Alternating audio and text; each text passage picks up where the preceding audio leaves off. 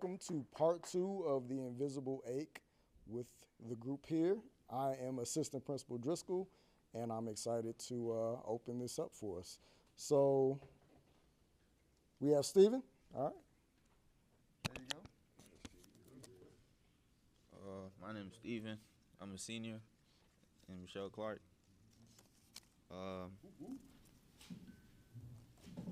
Mine isn't a question, it's a statement, but I'm going to read the first one. Vulnerability is the highest form of courage.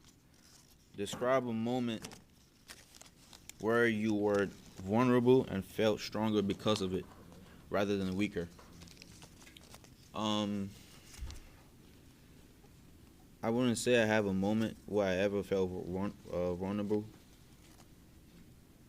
but I had moments where I felt like I could break down. I had moments where I broke down and I felt like giving up. But later on, it taught me a lesson. So everything in life teaches you a lesson, basically. To me, you always you can learn from anything, anybody. So it taught me a lesson to just improvise and just don't let it break you down. Just keep going, never stop. And to me, I always tell myself, I don't know the phrase give up. I don't know what it means, because that's not me. Give up shouldn't be shouldn't be a routine. So most people feel like, okay, when they face a challenge, where they come across a challenge, that's it. They feel like they can't take it. They feel like it's over with. That's the end. No.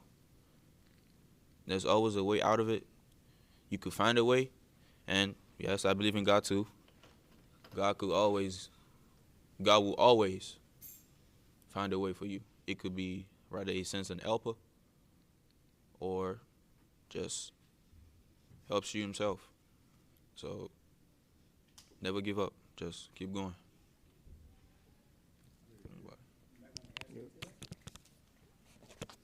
Yeah, I thought that was that was very powerful. Never giving up.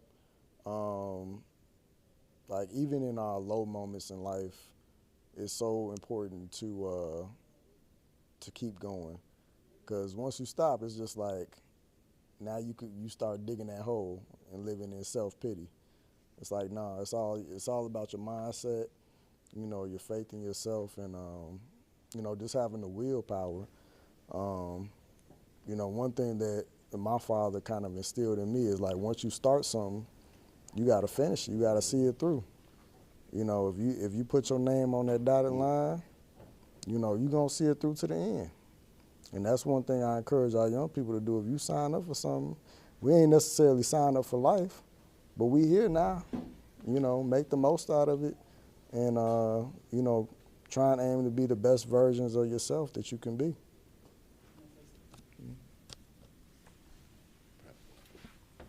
Sign the death row. So one of the things I will say is, one of the things you did say too, Steve, is that you have had breakdowns, but you do them by yourself. And I think sometimes doing them by ourselves don't always allow us the opportunity to get any type of help that we can always do. So when things are difficult, I know just even in principalship, I know as teachers, I know as students, that sometimes you're like, I'm just tired. Like, I just need a break for a moment. And I think that's part of not giving up, but also being able to recognize, checking in with yourself. I think I had told you guys, like, my alarm is set at different times throughout the day where I check in with myself. And so when my alarm goes off on my phone, say like 12 o'clock, it'll ask me a question, and it's usually like, where are you right now, mentally, physically, spiritually? At 3:30, it would ask me something and I don't have it all, it's on my phone, but it would say something like, are you still being amazing? So I have those questions where they come up every day that my alarm goes off. And it just makes me have to like ground myself as to where I am. And then one even says, take a moment and breathe, because we're always moving so much. And we just need those reminders so that if we do have a breakdown moment, or we do need someone, we're not afraid to be able to stop and do that as well. So I'm gonna pass it over to. Oh, yeah, we never got you, Mr. Weddington. You're talking about loving and taking care of yourself on purpose. I love that. Being intentional. That is so important. I mean, I even try to have that in my classroom. I try to have as many positive words and things so, not only for the students, but when y'all not in the room, I'm looking at them. And I'm like, yes, remind myself, yes, I can do this. Breathe, yes. I got something on my board now. At the end of the year, I just have peace and love in the moment. I have on there, and the students come in, they look at it, they see it, and they're like, okay, peace and love in the moment. But then I see some people just staring at it, like, yeah, we need that, Mr. Weddington. And I'm saying to myself, yeah, I need it. Mm-hmm. My quote. Get your readers. There we go. Permission to feel is the greatest gift you can give yourself. Permission to feel is the greatest gift you can give yourself. Question: what emotion have you been policing lately, telling yourself you shouldn't feel it? Oh, wow. My Lord. Well, which one? Which one should I start with, boss? Well, I know, just to piggyback off of the last section we just talked about, being intentional about loving on yourself, those times when you feel like I've had enough, and you're trying to, okay, I gotta keep going, and you're in your mind and anything in your body physically. This is talking about myself. I ain't talking about nobody else in the room. When I'm feeling like I just need a more. I can't wait. When is this bell gonna ring? When is this bell gonna ring? And then when it rings, am I gonna be able to get to the bathroom in time so I can have a moment of peace? We can edit that out. But no, there's those moments where you are really just. I've been having those moments sometimes. You just like. I was telling the City Year people, I went down there to mess with them today, and they looked distraught. I'm like, y'all okay? And I just said, well, just, hug yourselves. And they were really holding on to the word. So, but that's one of those emotions, the emotion of feeling like I gotta give up right now. I need a release. Other emotions, on a more personal note, I've been feeling, trying to grab hold of next moves in my development. And when you start thinking about those things, you start worrying about, okay, am I on the right track? What am I doing? What am I doing too much? Am I not doing enough? And then you get that so that the main emotion again is anxiety, trying to get that, taken care of. But sometimes it's okay not to be okay. And you got to find out when that's about, that thing. Anybody else want to jump in on that? Sometimes it's, okay not to be okay, and you got to recognize that. Can you repeat your question, Brother Webb? The question is, what emotion have you been policing lately, telling yourself you shouldn't feel it? Don't feel that way. What's wrong with you? Why are you feeling that way? I read this thing that said, the way the human brain works, if it was like kind of raised like on stress or like kind of used to stress, the first time that stress is not around, you feel like you're out of place, like you should be worried about something else. Mm-hmm. Like being at ease is kind of uncomfortable for you because you're so used to worried about like what's next, and you're so used to worried about what I'm supposed to be doing, and sometimes you're probably not supposed to be doing nothing at that particular moment, right. But just being in that particular moment. And not looking towards like what I'm supposed to be doing, and kind of taking that and owning that in that particular moment. I guess I'll just read my thing. That makes sense. That's why it goes back to our peace and love. Yeah. In the moment. So my first quote said, "You are the CEO of your own healing." Hey. If you were evaluating your healing process today, what's one area where you deserve a promotion or a celebration? If you were evaluating your healing process today, what's one area where you deserve a promotion or a celebration?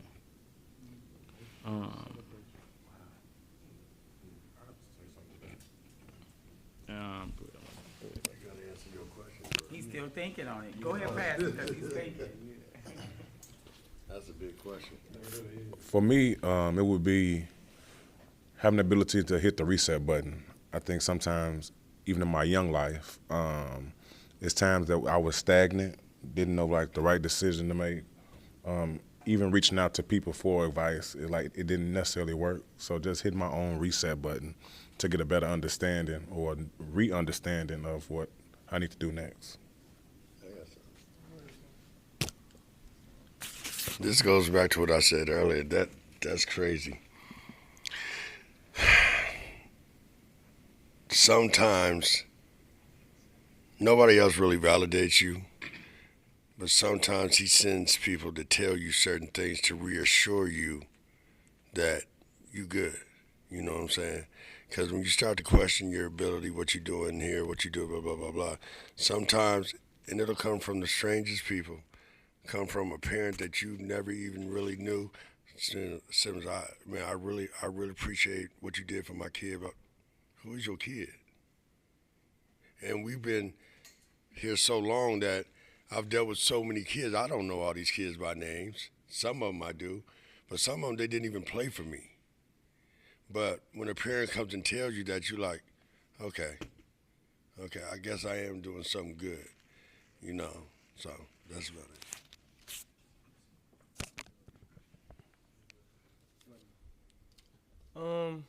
I would say forgiveness. That took me a long time to actually forgive people, especially like past. And I realized that forgiving people helped me. It helped me have a more stable mind, not to hold grudges, and to kind of focus and concentrate on my real path and my what God really put me on this earth to do. So that's what I would say. I'll say forgiveness is something that I would celebrate myself on, especially this year, trying to forgive everybody that I had held a grudge against. And I will say, I see the results. I could go back and talk to somebody who did X, Y, and Z to me, and I could have a conversation. So I challenge myself to keep doing that. Is it easy? No. Did I forgive everybody? No. But I've forgiven enough people to where I know that it's beneficial for me. So, Will, I guess it's back to you for your answer. So I guess I can say, realizing that I'm going through a healing process, and understanding that it's okay to kind of be at that particular moment where I'm realizing hey, you did go through what you went through. You have been through what you've been through, and now you're starting to get to the point where you're starting to heal. And it can come back full circle when you admit that, hey, something was wrong. But understanding and being able to admit that is kind of like the first start of that healing process, where I can start to go through so much different stuff and start to bring so much stuff to the table and down to the surface by being able to admit that, no, dude, something wrong now.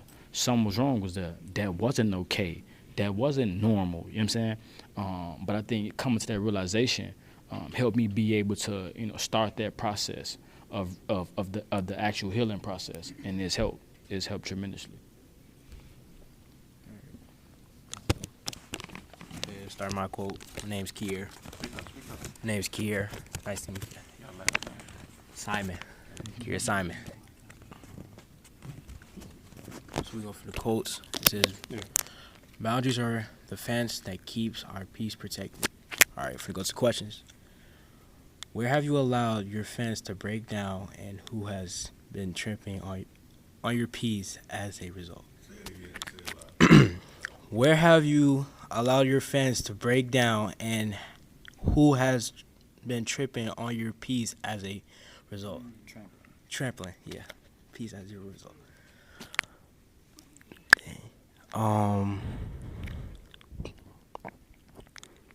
don't know really. Yeah. I'm trying to. So one of the things that I thought was powerful about his is it says boundaries are the fences that keep our peace protected. So having the boundaries. And where have you allowed your fence to break down, and who has been trampling on your peace as a result?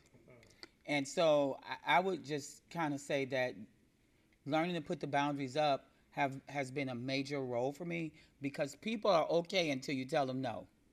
You know, that's when you find the most of the issues happen when somebody says no, then they have a problem with that. So I would say that I've been working on just keeping those boundaries up, keeping that fenced up, and not letting people cross that piece, so that when I go home, I can have peace, or when I'm walking through the building, I have peace. Because when you don't have the peace, so many people have robbed you of it, so you lose out on, even if I was to say, smelling the flowers. You miss out on the good things to be able to compliment somebody or to dap up with somebody, because people have trampled on your fence of your boundary of where you're going. What I like to add to that, boss, even if someone is trampled on my fence, I try not to let that bother me throughout the day. I try to have that moment and then bring yourself back in and be like, you know what, man, it's okay. I'll deal with that later. But I try to keep, like, you remember what they said, so they won't let them do it again. But I don't try to hold, like, I guess issues or something like that, because that'll ruin a grudge, that'll ruin your day or your moment. And we already at a place where we gotta be up for the kids all the time. So that's what I like to say. But I think we got to start being up for ourselves too. Yeah. And that's the problem, that we always forget some things, because we forget that when we're doing things, we say, can they even hear me as I'm talking? Because I'm talking pretty loud. I think the thing that we do still forget is that we so often keep saying how many people are relying on us, how important that we can't fall, how important we do this because of others. And we continue, even through this conversation, we continue to not be selfish enough for ourselves. Like, we're not selfish enough to say, I deserve this, I applaud me, I did something great at night. So when you get home, and that's one of my last alarms that go off, and it goes off about 8, and it says, what are you proud of that you did today? And sometimes it's something really small, and sometimes I think it's big, but it's things that I then remind myself, like, what are you most proud of that you did today, so that I can sleep well? Because most of the time when we go to sleep, we start thinking about all the stuff I didn't finish, right? Or all the stuff that I should have said, or somebody who said something to me and I didn't get a chance to really give them a piece of my, we start thinking about all of those things. So one of the things I have in my alarm also is, what did you do that you're proud of today, or that was great today? So I think that all adds. I think after you had Driscoll wants it. Okay, can I ask, I just want to ask, like, how do you turn that off, boss? How do you, like, for myself, I'm the oldest, and, you always worried about, okay, it's my brother okay, my family, it's my sister okay, my wife, my kids, my grandkids, and I go to my players. It's like, how do you turn that off where you like, okay, that for yourself? So let me just, and then we coming to you, Driscoll. I'm actually going to walk over to you. Let me say this, though, Head. I realize this even as a principal that's been here going on 12 years. If I died today, they'll fry some chicken, and then they'll put somebody in here. And then what will happen is, a year later, somebody will say, whatever happened to that guy, the short guy? Who used to be the principal before this person? So people will find a way to make it if we give them that chance. The problem is, we so worried about everybody else and never thinking about ourselves that we never give other people the chance to figure it out for themselves. So we never stop to be selfish for ourselves on that. Can you pass that to him? And then his question is next. And I'll just tie it back to what they tell us when we get on an airplane. You got to put your mask on first before you can put somebody else's mask on. That's the first thing. You got to take care of yourself before you can take care of others. Boss, I've been doing it so long, you know what I mean? Yeah, I mean, one day at a time. You got to break the habit. And I think that's the one thing that's powerful about what Principal Anderson does. Like those little check-ins that he does is a constant reminder to yourself to check in with you. And sometimes if we don't remind ourselves, nobody is gonna like remind us to check in with ourselves. You know, even for the young guys, like I would encourage you all, check in with yourselves. Even if it's once a day, be like, hey, how did today go?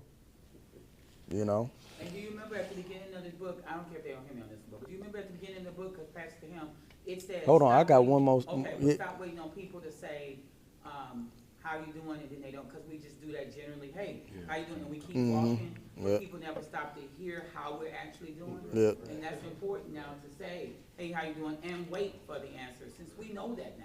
Yeah, and I was just gonna say, as a reformed or reforming people pleaser, yeah. I was just gonna say, like, it is so important to be able to tell people no.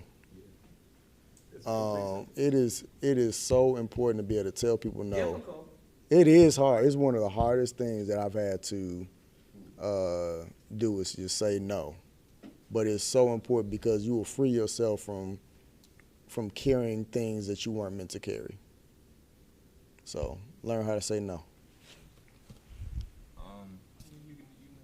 No, but he's got a This year, one of the things I had to change was to say no.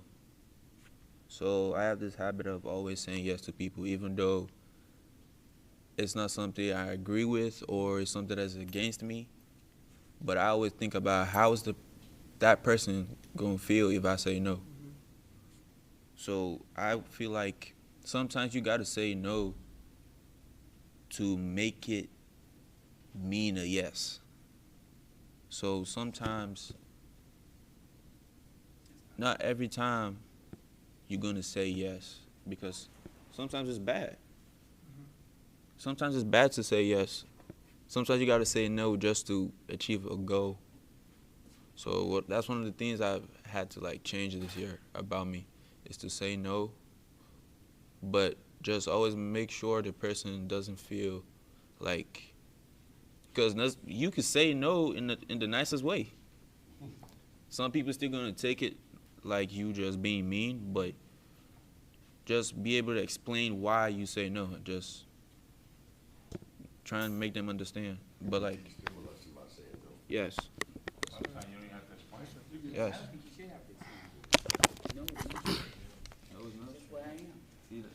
All right. Good afternoon, everybody. How y'all doing? Hey, hey. My name is Dominic Fowler. I'm a freshman, Michelle Clark. My question was, have you ever felt like you had to perform your piece in your spiritual community when you were actually falling apart? You know what that means? Yeah. I mean, how should I say this? I have, cause you know, I go around, I be around a lot, but it's like, who y'all see is not who I am. I play a lot, I smile a lot, yeah, but it's like when I'm by myself, I sit and I think, and I got my own problems. You feel me? But it's like I don't let everybody see it, cause it's like it'd be too much for me. I don't like people asking me too many questions about what I got going on, or being out of my business. You feel what I'm saying? But so it's like I just keep to it myself. But when I'm around, yeah, it's just like my smile. I'm just be real. It's just a show, so people don't bother me. I don't like too much attention. But we still gonna ask you. So how do we break your smile to get to be able to help? It's really like the question. So that when you're at home by yourself or when you're walking by yourself, that you don't feel that struggle of like, I'm struggling with this. I mean, I just been doing it for so long, so it's you know, I've been doing it so long, it just come natural. You know, it's like my mood is switched. Like when I'm here, I got that smile, but when I'm home by myself or just walking by myself, I'm thinking about it. You feel me? And it's like people, I've tried to talk about it. People have tried to help me with it, but it's like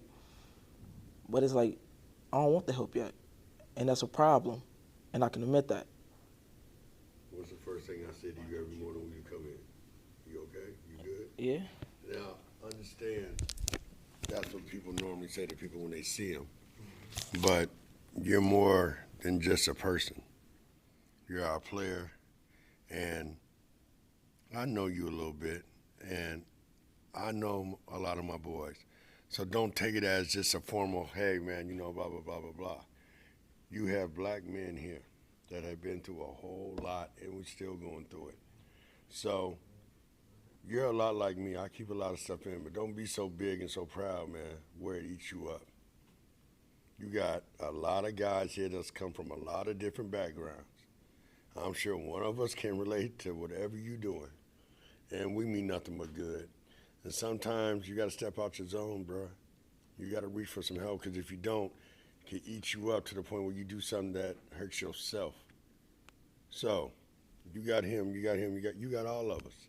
So I'm just saying, your resources are here. Don't be too big. Don't be too big. Don't be such a man. And I had to, and I'm still struggling with that. But, you know, men, we feel like, man, I don't need no help. I'm a man. I can handle this myself. It's tough, bro. It's tough. You know, so you ain't got to share too much with it. What the person that you feel comfortable with, they ain't going to say nothing. Hey, Coach, look. Here, look. Mr. Anderson, look. Mr. Raymond, look, man. What you think about this? And ask them. Please don't say nothing to nobody. You ain't going to say nothing, man. Well, we already know that, too. Yeah. You know, like, Kier system. So Kier, then we'll come back to So, I have been in this situation before. Just like Simmons, I do the opposite. You know, try to be the man and like keep your head up. Like you said, it's gonna hit you in your heart for real if you don't ask for nobody for help. See, I always have a good spirit. I'm always happy when something go wrong. I just keep moving forward. But I gotta realize sometimes I probably do need to ask somebody for real, to help me out. And that's the part I'm struggling at. But we working on it for real. You gotta get outlet, though. Yeah. Sports helps. Oh.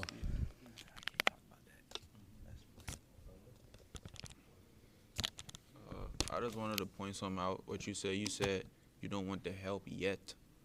I feel like help could come anytime.